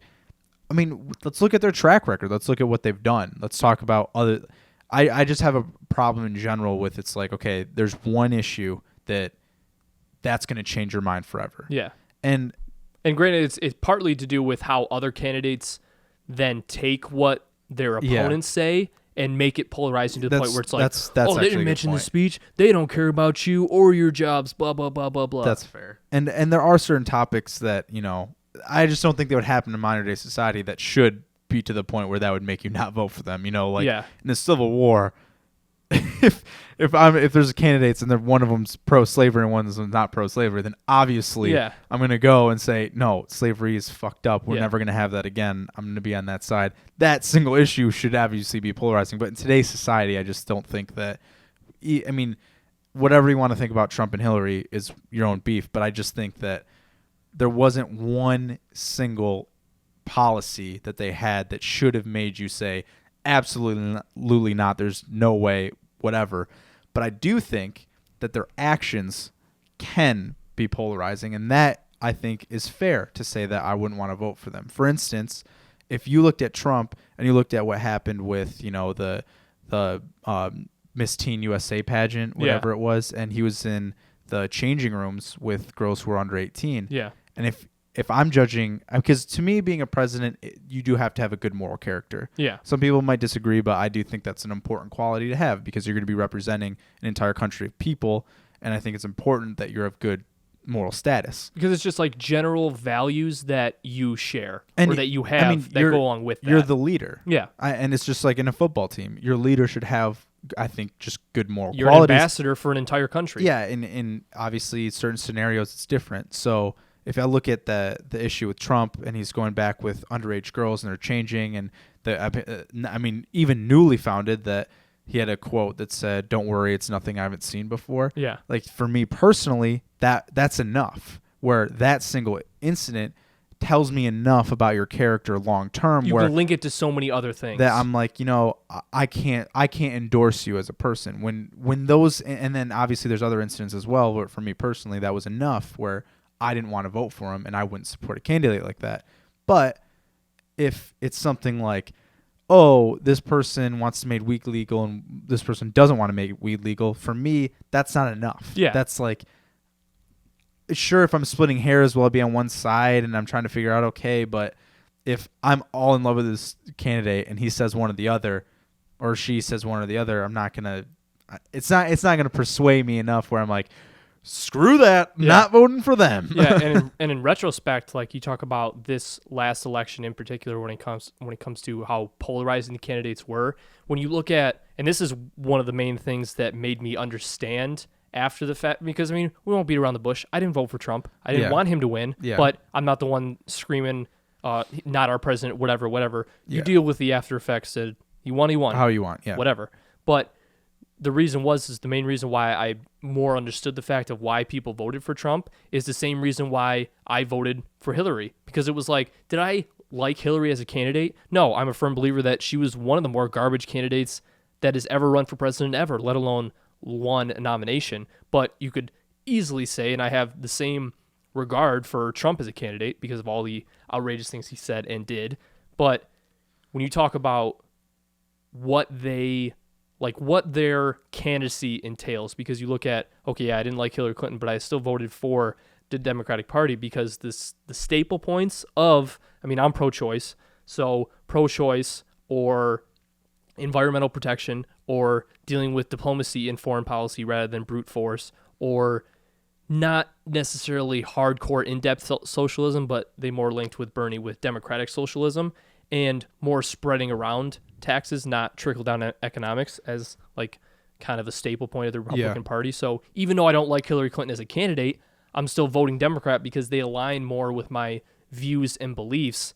And because of that, it's like you were saying, one thing like a character trait shouldn't flip you on a candidate. In retrospect, if you don't like either candidate, then you can understand and align with someone's perspective of voting for a party. Because, even though if they say, I still think Trump is an asshole, but I voted for him because I wanted the Republican Party in power because I align more with their... You want the agenda to be pushed forward exactly. in general, yeah. And when I sat down and calmed myself down after the fact and realized that, it definitely brought me to more of an understanding of why someone would vote for Trump. And I mean, I'll obviously we got pretty segued. I'll carry it back to my original why what I wish people cared about was the budget. That's one of the reasons why when I listened to guys like John Kasich or Mitt Romney speak and I liked them as candidates was they talked about the budget. Yeah. And I was like, it's refreshing just to hear someone talk about how we're going to balance the books and get more money in people's pockets, because I think people get a perception of what people intend when they're saying something without really listening to what they're saying. Oh, yeah. So someone like Mitt Romney says, I'll never forget, I was with somebody who's lifelong Democrat, would never vote for anything else. And we were sitting there and Mitt Romney was talking about how he intends basically to balance the budget. And he was talking about small businesses and the middle class and how it's the backbone of the economy and we're going to get more money in their pockets. They're going to get out spending, all this stuff, blah, blah. And the second he got done, she looks at me and goes, wow, that makes a lot of sense. And I was like, that actually makes a lot of sense. And to me, it's like whether you like him or not, it's just listen. And that was my view with Kasich, because it's like, I might not align with all of his views, but every time he talks, like he's smart enough and intelligent enough to the point where he brings up points where it's just like, man, I never thought I agree with you, but damn, you make some pretty good points. Yeah, and I mean that happens when you open your mind. So I just think that if we had a balanced budget in general, things would just be going so much smoother. Because I think that having debt in the long term is just, it's almost like having like those old cartoon bombs that like have the flame that slowly go over. Where it's just like at some point something's got to give and everything's gonna implode. I don't think it's like to that extent, but it's just like this idea that we can have this crippling debt forever and nothing. I wouldn't say nothing, but we don't have absolute havoc. It's not to Looney Tunes level yet. Yeah, exactly. I just think that that's something that I wish we talked about more, people cared about more, and people, again, the whole idea behind I wish people cared about more was, okay, let's find solutions for that issue then. Because if we care about it, if I care, like, for instance, I care about sports teams, right? I care about what they do in the season. Mm-hmm. So I care enough to do research on players and look about who's in the scouting reports and blah, blah, blah, to find where we have holes and stuff. Now, I obviously don't make the executive decisions. Yeah. But if I were in that profession, if I'm the GM of the Lions, let's say, I'm like, okay, well, I care about this team. I care about how they do. I need to find free agents. I need to find this. I'm finding solutions. The idea of caring is just, man, I wish people cared, because then things would progress in that area. Yeah, we can always get better. Yeah, exactly.